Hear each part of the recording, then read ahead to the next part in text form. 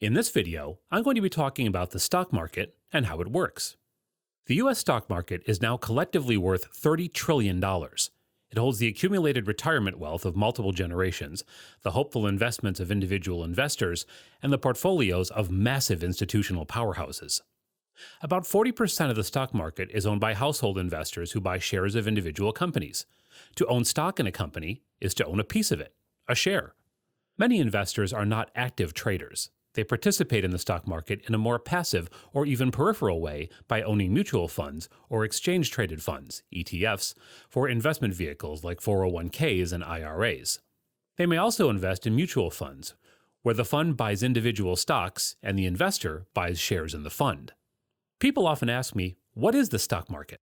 A market is a place to buy and sell, and the stock market is no different, except that the quantities changing hands are sometimes massive, and that shares in companies and funds are primarily what's being exchanged. Going back to their origins, stock markets were physical buildings where stock trading took place, complete with frenzied running to place orders amid scattered confetti of ticker tape and deafening crowds of screaming traders. Most trades are done electronically now, allowing for a more efficient market, despite its growth over the years. We commonly refer to the stock market as though there's only one, but there are many stock markets that make up the overall U.S. stock market, sometimes called exchanges. Many of these exchanges have become household names themselves, such as the NASDAQ exchange or the New York Stock Exchange, or NYSE, with its 2,400 traded companies representing about 2/3 of the total U.S. stock market by value. The other day, a friend asked me, "What is stock?"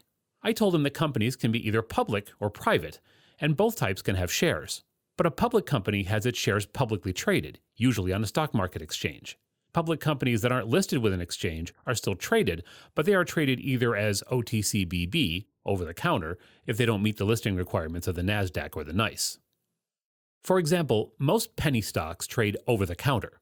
The major source of over-the-counter penny stocks are the OTCQX, OTCQB, and Pink markets, owned by the OTC Markets Group, and the over-the-counter bulletin board, OTCBB, which is owned by FINRA.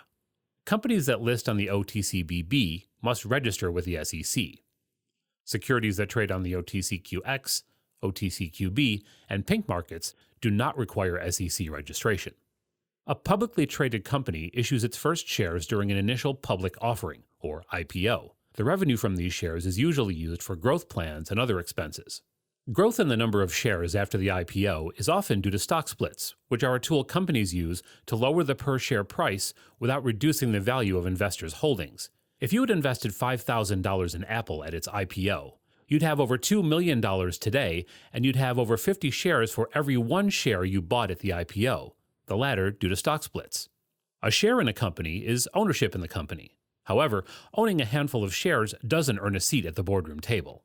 Apple, for example, has nearly 1 billion shares after beginning an aggressive buyback program that reduced the number of outstanding shares.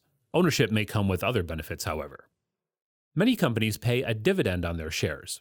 When the company does well and decides to fund its dividend, investors are paid a dividend for each share, allowing investors to benefit from any growth in the value of the stock, as well as earn a bit extra for their ownership.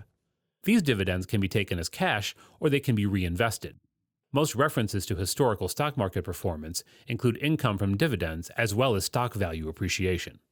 Another popular question people tend to ask me is, how does the stock market work? While extremely complex, it's easy to distill how the stock market works into a few steps. First, buyers place bids, and sellers offer asking prices for shares of stock. When the bid equals the ask, a trade occurs. The difference between what buyers will pay and sellers will accept is called a bid-ask spread. A smaller bid-ask spread indicates a more liquid security. A stock's price represents what the cumulative market of buyers and sellers decide the price is. It's all based on supply and demand. Let me ask you a question. What is an index? If you don't know yet, let me explain. Stock market indices are groupings of stock that share common traits or that meet the criteria to be included in the index. Indices can be based in part on market capitalization, which is the total value of all outstanding shares. Indices can vary in company type, ranging from a broad spectrum like the S&P 500 to indices heavily weighted in certain segments, such as the NASDAQ Composite Index, which has a strong representation of tech stocks. The larger indices serve as the bellwether to the overall stock market, often driving investor sentiment up or down with each exchange in the index's value. Most often, it's the Dow Industrial Index, made up of the 30 largest and most influential companies, and the S&P 500 that make headlines, demonstrating how an index can come to represent the broad market. Finally, someone who wants to be in the stock market will ask, what is a broker? If you want to buy a share of stock, or sell a share of a publicly traded company, you need a broker to help you complete the transaction. Stockbrokers are individuals or firms that execute buy or sell orders at your request.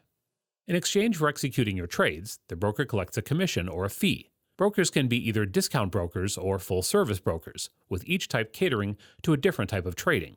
A discount broker executes trades inexpensively, typically charging between $5 and $15 per trade, but usually doesn't provide personalized guidance for its least expensive trading services. Full-service brokers offer a more comprehensive variety of services, including investment advice. The higher level of service provided by a full-service broker usually means higher fees.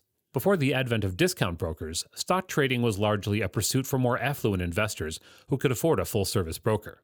The internet can be credited with changing that paradigm, making stock trading easily accessible to anyone with an internet connection and a desire to invest. As you begin to learn about stock market investing, you'll encounter the terms bid and ask. The bid is the price a buyer is willing to pay for a stock, while the ask is the price at which a seller is willing to sell. If you want to buy a stock for $10, you can place that order with your broker to buy a fixed number of shares at that price. However, if nobody is willing to sell for that price, the trade won't be executed. There is also the option to buy or sell at market price, which usually results in a faster transaction. Investing is an excellent way to grow wealth, in both periods of market volatility and while the stock market is smooth sailing. The best way for beginners to get started investing in the stock market is to put money in an online investment account to buy shares of stock or stock mutual funds. Many online brokers let you start investing for the price of a single share. In smaller markets like OTC trading, a market maker helps to facilitate trades by buying shares offered for sale and then posting those shares for sale again. This is particularly useful when the spread between the bid and ask is wide and a stock is thinly traded, meaning there aren't many buyers or sellers. If you have made it this far, feel free to like the video, subscribe, and watch my next video.